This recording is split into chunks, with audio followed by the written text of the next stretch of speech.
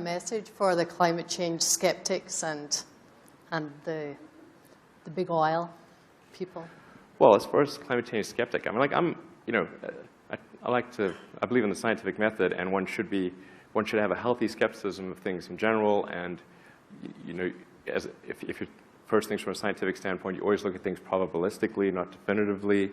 And so I think a lot of times, if somebody's a skeptic in the science community, what they're really saying is that they're not sure that it's 100% certain that this is the case. But that's not the point.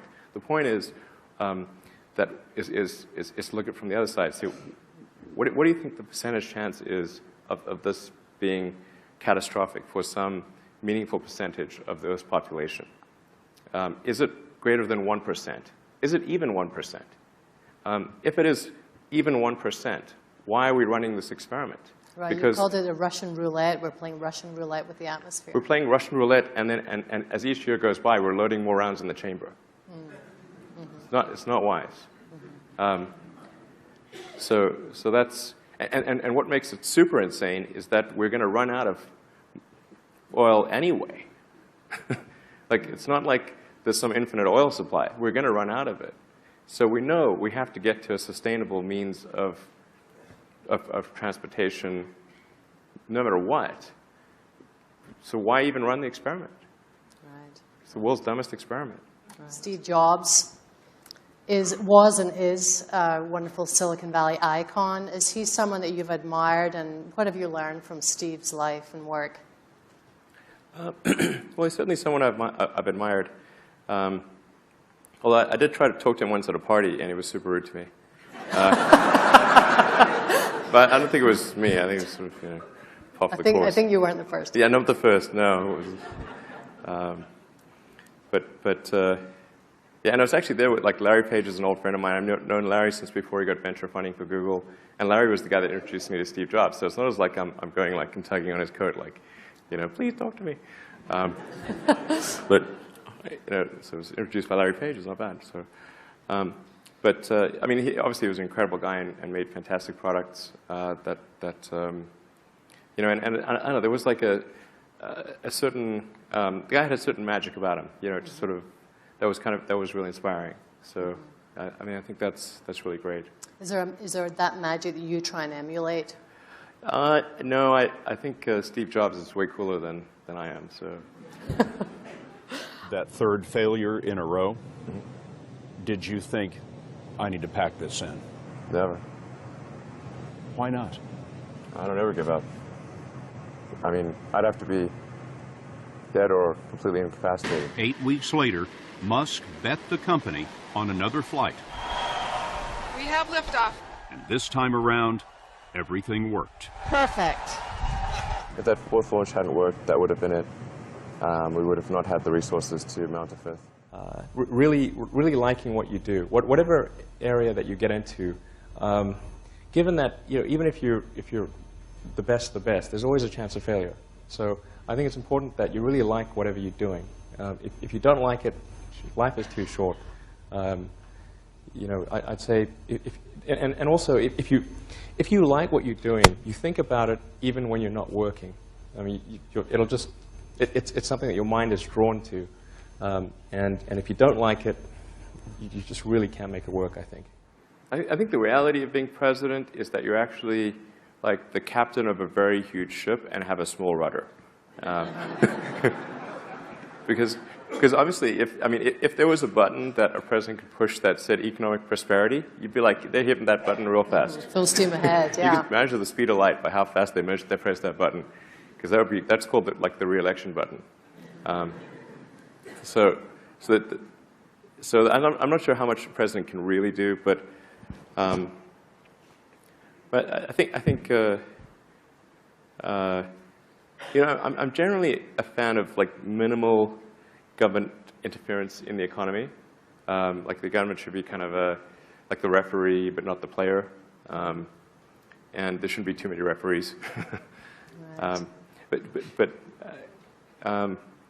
There is an exception, which is when there's an unpriced externality, such as the CO2 capacity of the oceans and atmosphere. So when you have an unpriced externality, then the normal market mechanisms do not work, and then government it's government's role to intervene in a way that's sensible.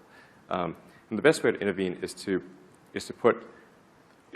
assign a proper price to whatever the common good is that's being consumed. So you're saying there should be a tax on gas? There should be a tax on carbon. You know, if the bad thing is carbon accumulation in the atmosphere, then there needs to be a tax on that, and then we can that will and then you can get rid of all subsidies and everything else. And it seems like logical that you should tax things that are most likely to be bad, rather than, you know, like that's why we tax cigarettes and alcohol, because those are probably bad for you. Certainly cigarettes are.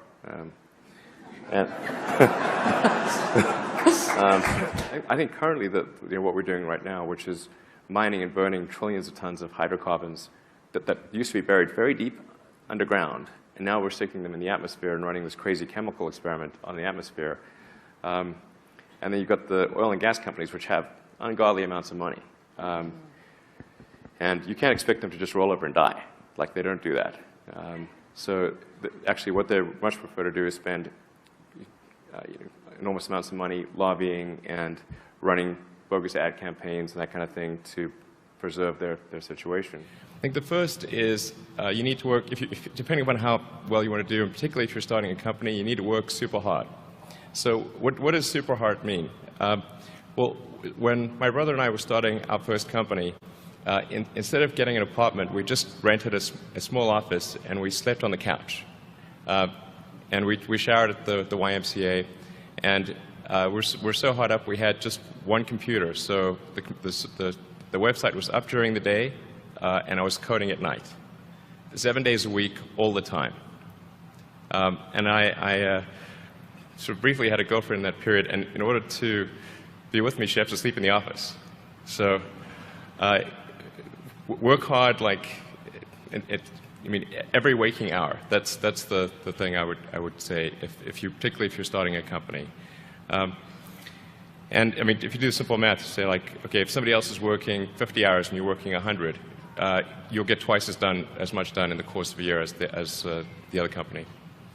The other thing I'd say is that if you're creating a company or if you're joining a company, the most important thing is to attract great people. So either join a group that's amazing, that you really respect, or if you're building a company, you've got to gather great people. I mean, all a company is a group of people that have gathered together to create a product or service. And so depending upon how talented and hardworking that group is, and the degree to which they are focused cohesively in a good direction, that will determine the success of the company. So do everything you can to gather great people if you're creating a company. Then I'd say focus on signal over noise. A lot of companies get confused. They spend money on things that don't actually make the product better. So, for example, at Tesla, we've never spent any money on advertising. We put all of the money into R&D and manufacturing and design to try to make the car as good as possible. I think that's the way to go. So for any given company, just can keep thinking about, are these efforts that people are expending, are they resulting in a better product or service? And if they're not, stop those efforts. And then the final thing is to sort of don't just follow the trend. So you may have heard me say that it's good to think in terms of the physics approach of first principles, which is, rather than reasoning by analogy, you boil things down to the most fundamental truths you can imagine, and you reason up from there. And this is a good way to figure out if something really makes sense, or if it's just what everybody else is doing. It's hard to think that way. You can't think that way about everything. It takes a lot of effort. But if you're trying to do something new, it's the best way to think. And that framework was developed by physicists to figure out counterintuitive things like quantum mechanics. So it's really a powerful method. Anyway, so that's and then I think the final thing I would encourage you to do is, now is the time to take risk. You don't have, yeah, you don't have kids. Your obligation. Well, sorry, probably don't have kids.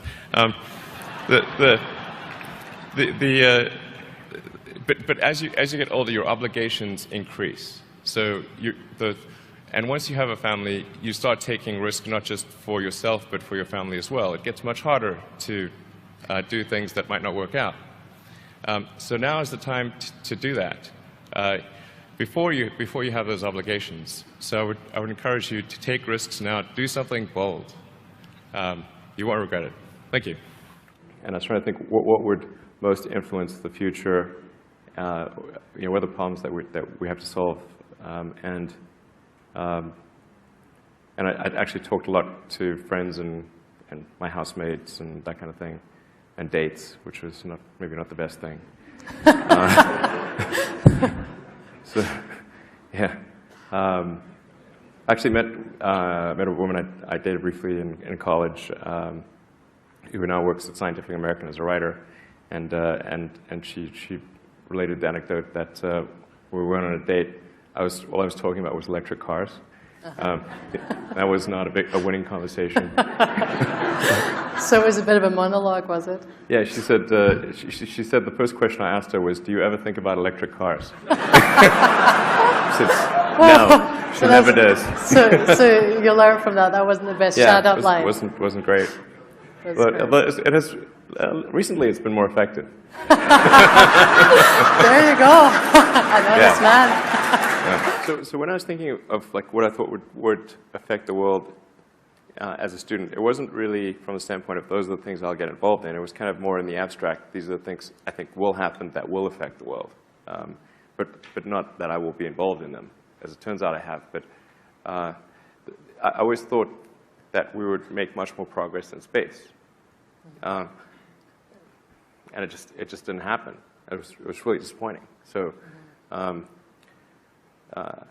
yeah, I was really quite bothered by it. So, when we went to the moon, we were supposed to have a base on the moon. We were supposed to send people to Mars, and that stuff just didn't happen. We went backwards. We got the space shuttle, but the space shuttle could only go to low Earth orbit, whereas Saturn V could go to the moon. Now the space shuttle's gone, and so that just seemed like a really bad thing. So I thought, well, maybe it was a question of there not being enough attention or will to do this. But this was a wrong assumption. So but that's the reason for the greenhouse idea. It was the thought was if there could be sort of a small philanthropic mission to Mars, so I was expecting to lose all the money that I invested in that. But if we could send a small greenhouse to the surface of Mars with seeds in dehydrated nutrient gel, and you hydrate it upon landing, and you'd have this great shot of little greenhouse with little green plants on a red background. I thought that would get people excited. So you literally imagined a photograph inspiring a new yeah, generation? Yeah, you got to sort of imagine the money shot, if you will. So yeah, I think green plants and red background would be that.